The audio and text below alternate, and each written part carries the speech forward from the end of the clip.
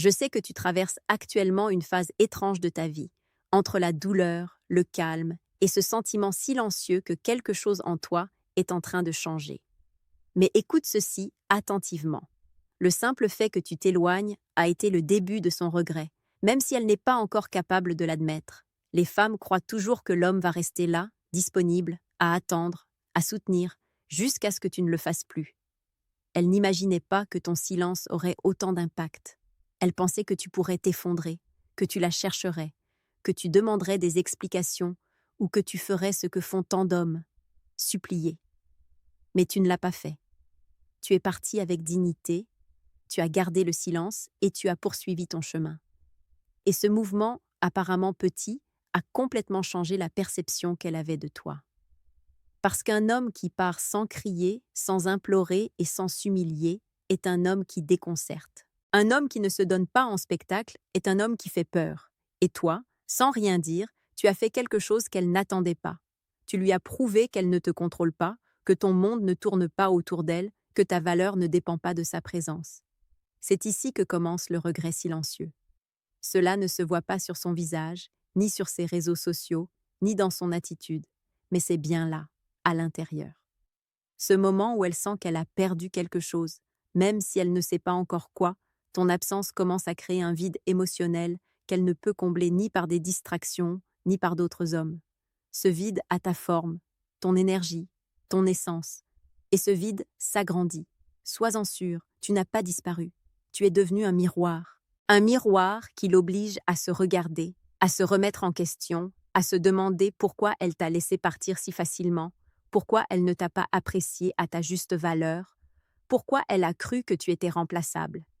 Rien ne déstabilise plus une femme que de réaliser qu'elle a perdu un homme qui ne reviendra jamais le même. Ce que tu fais maintenant, ton silence, ta distance, ton silence émotionnel, ce n'est pas de la faiblesse, c'est une stratégie sans effort, c'est du respect pour toi-même, c'est de la croissance. Et c'est cette croissance qui, plus tard, la ramènera vers toi. Car les femmes ne reviennent pas par nostalgie, elles reviennent par contraste. Le contraste entre qui tu étais et qui tu es en train de devenir. Crois-moi quand je te dis que le regret a déjà commencé. Tu ne le vois pas encore parce que ce processus se produit toujours derrière ses mots, derrière ses gestes, derrière son orgueil, mais il est là, silencieux, s'accumulant comme une vague qui tôt ou tard revient avec force. Et quand elle reviendra, c'est elle qui ne pourra s'empêcher de faire le premier pas. Mets un « j'aime » à cette vidéo si tu as un jour choisi de t'éloigner pour protéger ta paix. Abonne-toi et active la cloche, car ici, on ne parle pas de supplier, on parle de récupérer ton pouvoir masculin. Et laisse-moi un seul mot en commentaire. Reviendra. Parce que mon frère, tôt ou tard, elle reviendra. Quand une femme prend ses distances, elle le fait avec une assurance presque automatique. Elle croit que tu vas rester là, que tu vas attendre, qu'au fond, tu ne partiras pas tout à fait. Cette fausse sécurité est le refuge émotionnel qui lui permet de s'éloigner sans peur jusqu'à ce que la réalité apparaisse. Et la réalité est simple. Tu n'es pas resté là où elle t'a laissé. Tu as avancé. Tu t'es tu. Tu t'es concentré sur toi. Et ce mouvement silencieux commence à briser la base de sa confiance. Parce que la confiance qu'elle avait n'était pas en elle-même.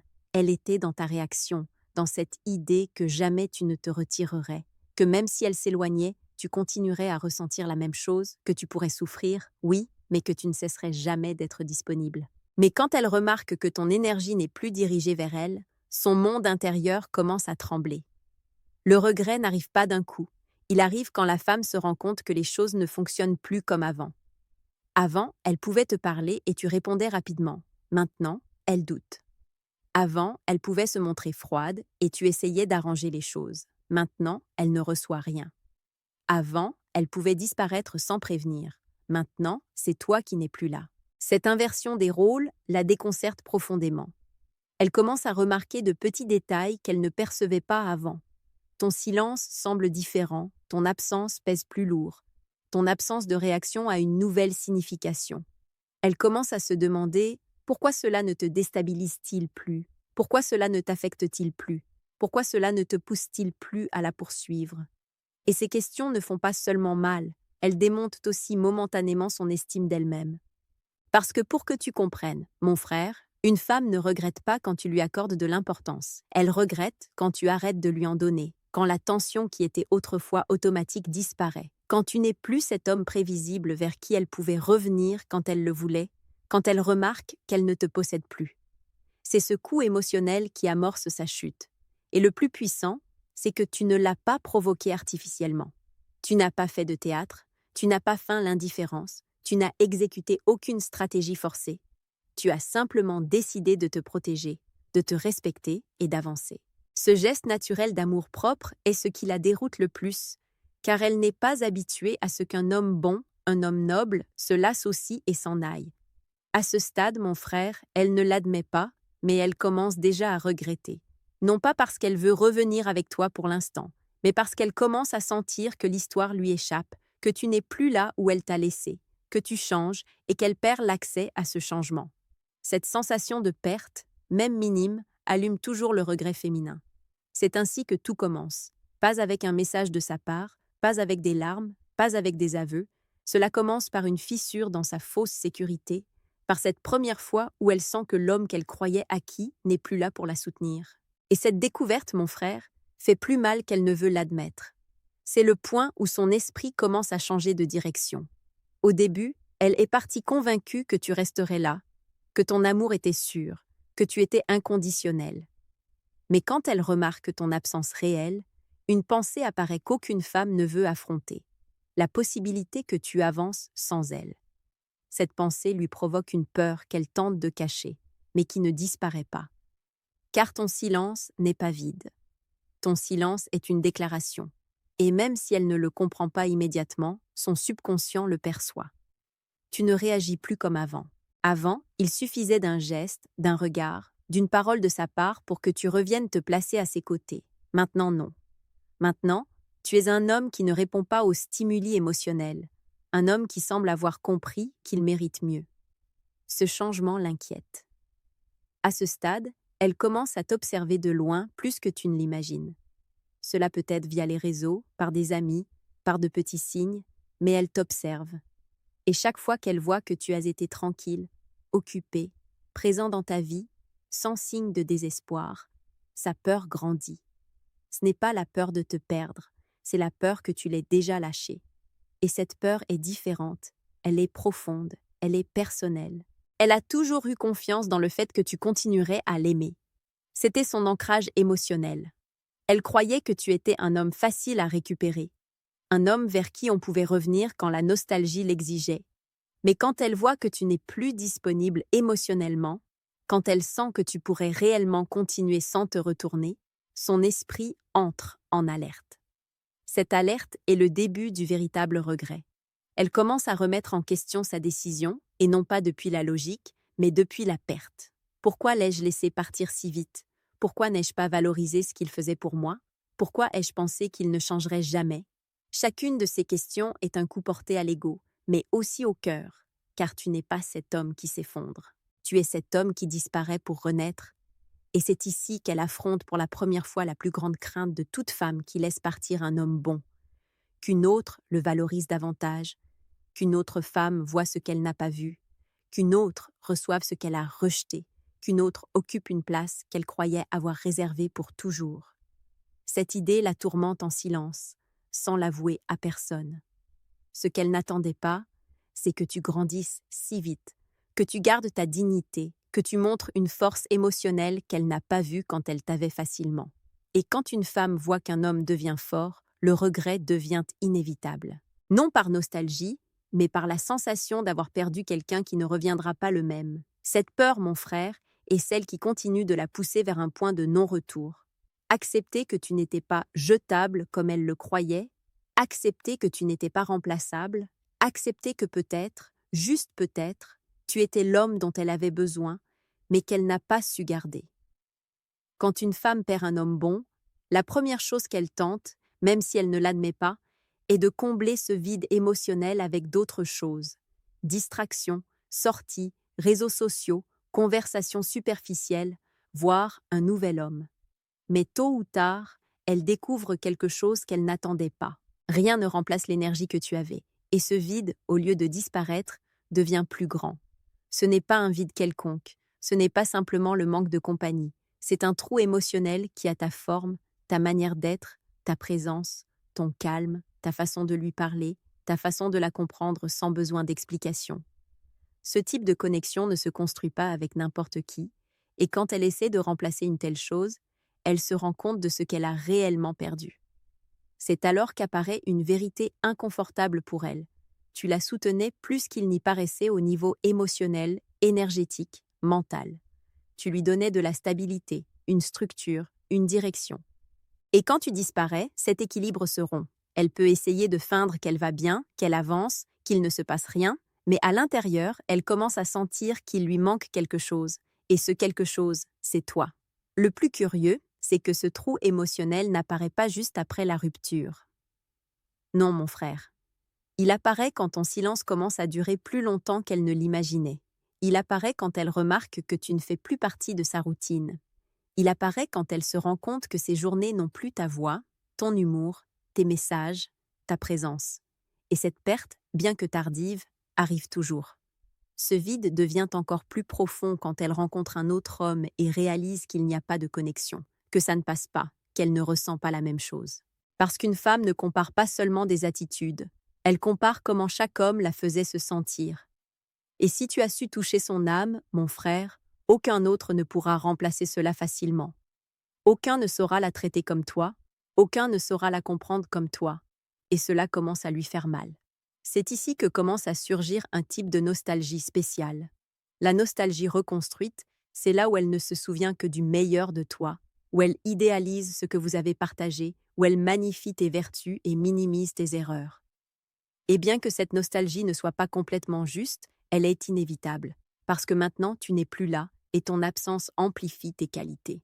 Et pendant que ce trou émotionnel grandit, sa peur que tu ailles bien sans elle grandit aussi. Cela lui fait mal de se sentir remplaçable, mais cela lui fait encore plus mal d'imaginer que tu n'as plus besoin d'elle. Et cette douleur ne vient pas uniquement de l'amour, elle vient du regret, de l'ego blessé, de la conscience que peut-être tu étais l'homme qu'elle aurait voulu pour son futur. Ce vide, mon frère, est ce qui la pousse à regarder en arrière, c'est ce qui l'oblige à reconsidérer sa décision, c'est ce qui transforme le silence en curiosité et la curiosité en regret.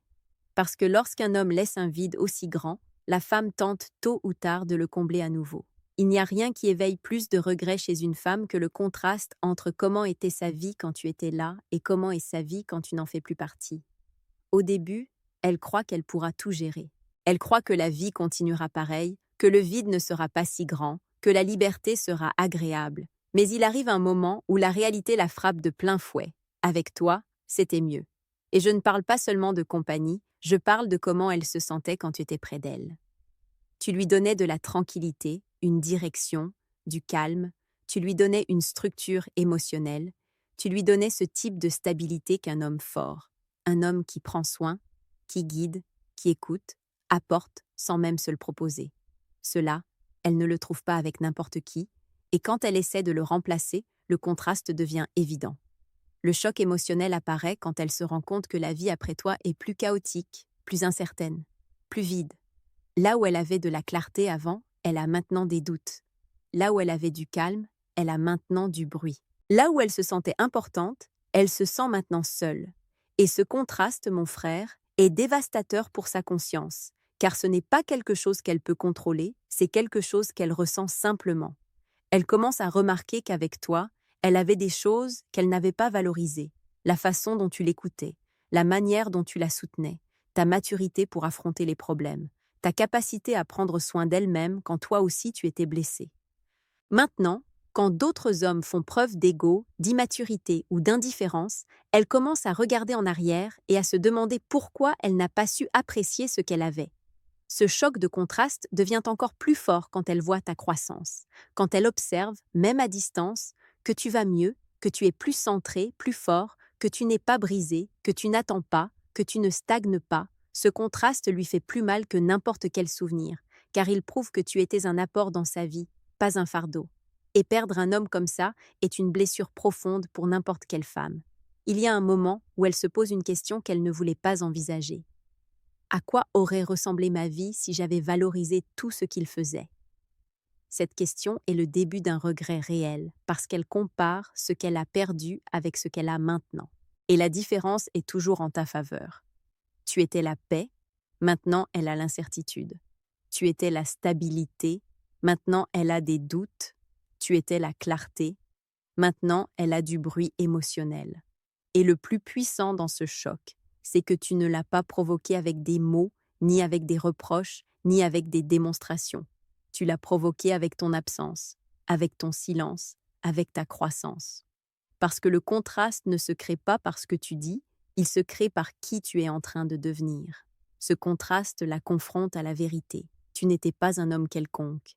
Tu étais un homme qui ajoutait de la valeur, un homme qui apportait quelque chose, un homme dont la présence rendait la vie plus facile, plus légère, plus sûre. Et la vie sans toi, mon frère, devient plus difficile pour elle. C'est le moment exact où le regret commence à devenir adulte.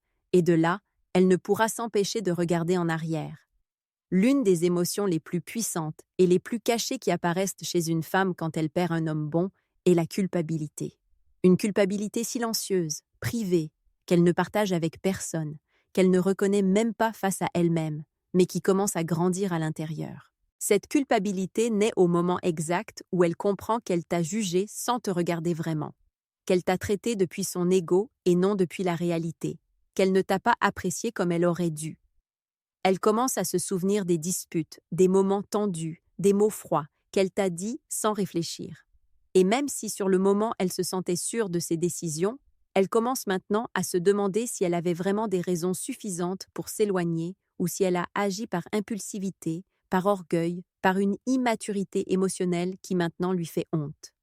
Ce malaise est le début d'une culpabilité qui ne s'efface pas facilement. Le plus fort, c'est que cette culpabilité grandit précisément quand elle te voit avancer. Parce que si tu t'étais effondré, si tu avais supplié, si tu avais montré de la dépendance, elle aurait pu justifier sa décision. Mais te voir grandir, te voir fort, te voir concentré, te voir centré, lui fait réaliser qu'elle n'a pas compris le type d'homme qu'elle avait devant elle, qu'elle a mal interprété ton calme, qu'elle a confondu ta bonté avec de la faiblesse. Et maintenant, elle voit la vérité. Tu n'as jamais été faible. Cette culpabilité s'intensifie quand elle réalise que tu n'as jamais dit du mal d'elle. Tu ne l'as jamais attaquée. Tu n'es jamais entré dans des guerres absurdes. Tu n'as jamais montré de ressentiment. Ton silence a été mature, propre, respectueux, et cette maturité la pousse à se demander si tu méritais vraiment le traitement que tu as reçu. La culpabilité apparaît non pas pour ce que tu as fait, mais pour ce qu'elle a cessé de valoriser. Et ici, il se passe quelque chose de très humain. Quand la culpabilité apparaît, le regret apparaît aussi, parce qu'elle commence à penser à ce que tu as ressenti, à comment tu as vécu la rupture, à comment ces décisions t'ont affecté. Elle commence à t'imaginer seul, triste, confus. Mais quand elle se rend compte que tu as utilisé cette douleur pour grandir, pour te renforcer, pour t'élever, la culpabilité se transforme en admiration. Et l'admiration est une force qui pousse toujours une femme à revenir. La culpabilité silencieuse lui fait aussi craindre que tu aies changé ta perception d'elle, que tu ne la vois plus pareille, qu'elle ne t'inspire plus la même émotion, que tu sois maintenant un homme plus sélectif, plus exigeant, plus conscient de sa valeur.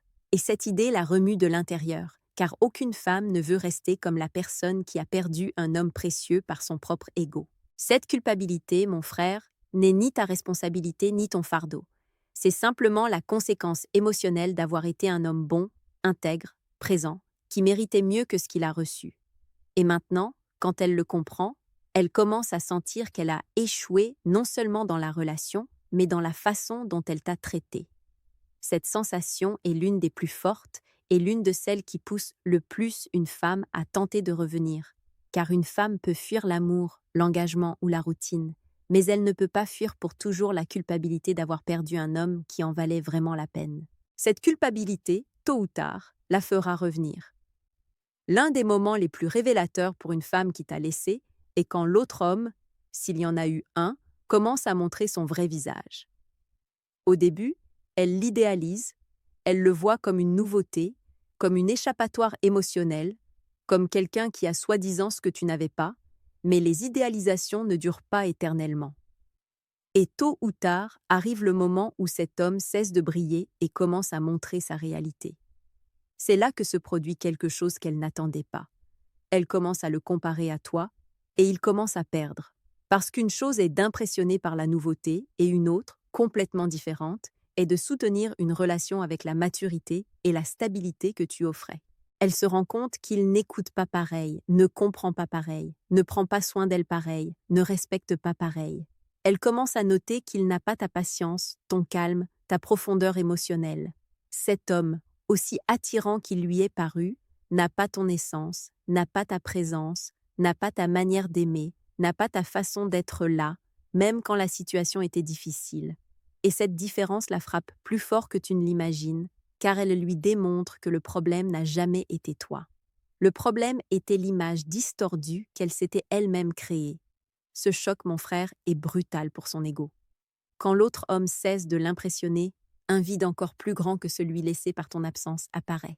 Parce que maintenant, non seulement elle sent qu'elle t'a perdu toi, mais elle sent aussi qu'elle a misé sur quelqu'un qui n'était pas à la hauteur, et ce regret est double. Elle a perdu l'homme de valeur et a choisi le mauvais. Ce type d'erreur émotionnelle fait plus mal que n'importe quelle rupture. Le plus puissant dans ce processus, c'est que tu n'as rien eu à faire. Tu as été remplacé par un mirage, et comme tous les mirages, tôt ou tard, il disparaît. Elle commence à remarquer que cet homme n'est pas si fort émotionnellement, qu'il n'est pas si stable, qu'il n'a pas cette énergie que tu avais, et ce manque de profondeur la fait regarder en arrière. Ce phénomène réveille aussi autre chose. La nostalgie de ce qu'elle a perdu. Elle commence à se souvenir de tes détails, de tes mots, de ta loyauté, de ta façon de résoudre les problèmes. Et quand elle compare cela avec la superficialité de l'autre, avec son inconstance ou son ego, elle ressent une pointe de regret qui grandit jour après jour. Car la vérité est simple, tous les hommes n'ont pas les valeurs que tu as. Et quand l'autre homme tombe de son piédestal, elle tombe aussi de son fantasme. Ce fantasme où elle pensait qu'elle pouvait te remplacer, qu'elle pouvait trouver mieux, qu'elle pouvait avancer sans conséquence.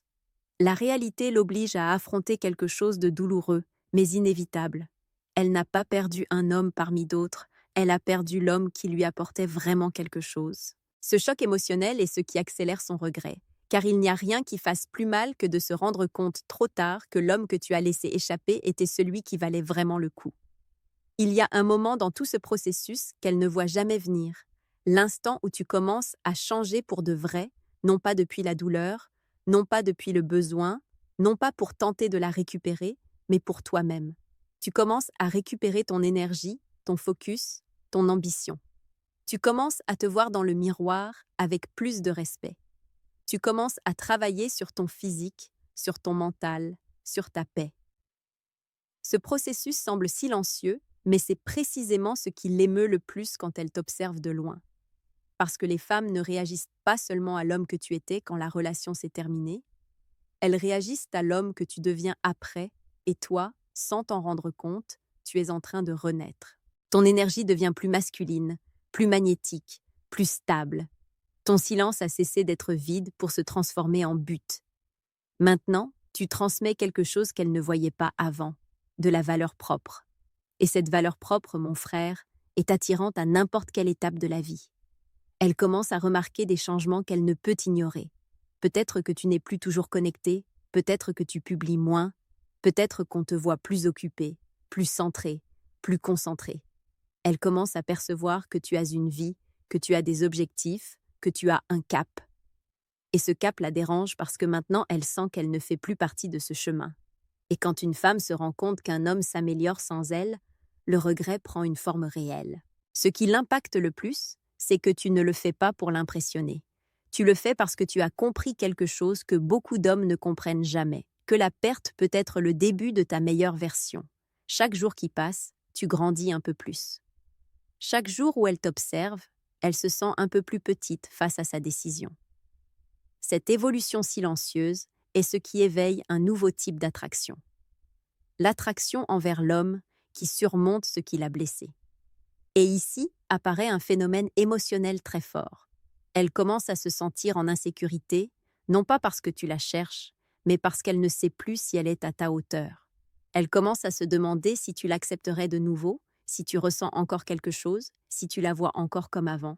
Cette perte de sécurité est de l'essence pour son regret, car elle ne se sent plus la femme qui a décidé, elle se sent la femme qui a perdu. Ta croissance éveille aussi une autre émotion en elle, l'admiration. Et quand une femme admire un homme et sent en même temps qu'elle l'a perdu, ce cocktail émotionnel se transforme en un besoin interne de revenir. Ce n'est pas une décision rationnelle, c'est une impulsion. C'est l'intuition féminine qui lui dit qu'elle a laissé échapper quelqu'un de trop précieux. À ce stade, mon frère, tu joues déjà dans une autre ligue. Tu n'es pas l'homme qui attendait qu'elle revienne. Tu n'es pas l'homme qui dépendait de ses réponses. Tu es l'homme qui s'est choisi. Et les hommes qui se choisissent eux-mêmes deviennent irrésistibles parce qu'ils transmettent quelque chose qu'aucune femme ne peut ignorer. Une force sans arrogance, une distance sans froideur, une valeur sans bruit. Et c'est pour ça, mon frère, que ton évolution non seulement l'affecte, mais l'attire. Parce qu'elle s'attendait à ce que tu t'effondres, pas à ce que tu renaisses. Elle s'attendait à ce que tu l'attendes, pas à ce que tu ailles de l'avant. Elle s'attendait à ce que tu restes le même et tu es devenu meilleur. Ce contraste est ce qui fait que, tôt ou tard, elle cherchera le moyen de revenir dans ta vie. Il arrive un point dans tout ce processus où elle ne peut plus se mentir, où elle arrête de justifier sa décision, arrête de te blâmer, arrête d'inventer des excuses pour ne pas ressentir et se rend simplement à l'évidence. Et la vérité est celle-ci. Elle te veut de retour. Elle ne le dit pas, elle ne le publie pas, elle ne l'admet pas ouvertement, mais à l'intérieur surgit une certitude qui ne la laissera pas en paix. Elle s'est trompée sur toi. Cette reconnaissance n'arrive pas soudainement, elle arrive après des nuits de silence, après des comparaisons injustes, après des moments où elle ressent un vide que personne ne comble. Elle arrive après avoir vu comment tu as grandi, comment tu t'es renforcé, comment tu es revenu à toi-même. Elle note ton énergie différente, elle note ta maturité, elle note ton processus et comprend, la gorge nouée, que cet homme qui a renaît est exactement l'homme qu'elle a toujours voulu. À ce stade, mon frère, son orgueil commence à se battre contre son cœur. Une partie d'elle veut s'approcher, veut t'écrire, veut chercher une excuse pour rentrer à nouveau dans ta vie. Mais une autre partie, son ego, sait que si elle le fait, elle admettra qu'elle a pris une mauvaise décision, qu'elle t'a sous-estimé, qu'elle a perdu un homme qu'elle n'aurait jamais dû lâcher. Cette bataille interne l'épuise, mais elle ne peut l'éviter. Elle commence à chercher des signes de toi. Elle regarde si tu postes quelque chose, si tu es en ligne, si tu as changé ta façon de t'habiller, si tu as fait quelque chose de nouveau de ta vie. Elle commence à étudier chaque détail, chaque mouvement de ta part. Et même si toi tu ne la regardes pas, elle t'observe. Elle a besoin de savoir s'il y a encore une porte ouverte, s'il y a encore une place pour elle, si tu ressens encore la même chose ou si tu l'as déjà complètement oubliée. Cette incertitude la tourmente. Le plus puissant à cette étape, c'est que pour la première fois, elle ressent ce que tu as ressenti au début, la possibilité réelle de perdre. Cela la déroute, parce qu'elle comprend qu'elle n'a plus tout le contrôle, qu'elle n'est plus ta priorité, qu'elle ne peut plus revenir quand ça lui chante. Elle commence à craindre que tu aies trouvé ta paix sans elle, et une femme ne peut pas rivaliser avec la paix d'un homme qui s'est reconstruit. Son esprit commence à fabriquer des scénarios, et s'il est avec quelqu'un d'autre? Et s'il ne m'aime plus? Et si c'est moi qui suis restée en arrière? Chaque question est une blessure, mais aussi une poussée vers toi. Parce que la combinaison de nostalgie, de culpabilité, de peur du remplacement et d'admiration pour ta croissance finit toujours par la même chose. Elle veut revenir. Et mon frère, ici il se passe quelque chose de magnifique pour toi. Elle veut revenir, non pas parce que tu l'as demandé, mais parce que tu es devenu un homme qui vaut la peine d'être récupéré. Elle ne revient pas parce que tu l'as mise sous pression. Elle revient parce que tu lui manques. Elle ne revient pas par habitude. Elle revient par impact. Elle ne revient pas par vide. Elle revient parce que tu t'es transformé en la meilleure version de toi-même et maintenant, elle le voit avec une clarté qu'elle ignorait auparavant. À ce moment-là, elle le sait déjà. Si elle veut te récupérer, elle devra bouger ses pions, elle devra écrire, elle devra s'approcher, elle devra faire le premier pas, parce que pour la première fois de toute l'histoire, tu n'es plus celui qui revient. Maintenant, tu es l'homme vers qui on revient. Le jour arrivera où elle réunira finalement le courage de te chercher. Ce sera peut-être un message anodin, peut-être une excuse absurde, peut-être un souvenir inattendu, mais tu le remarqueras à l'instant.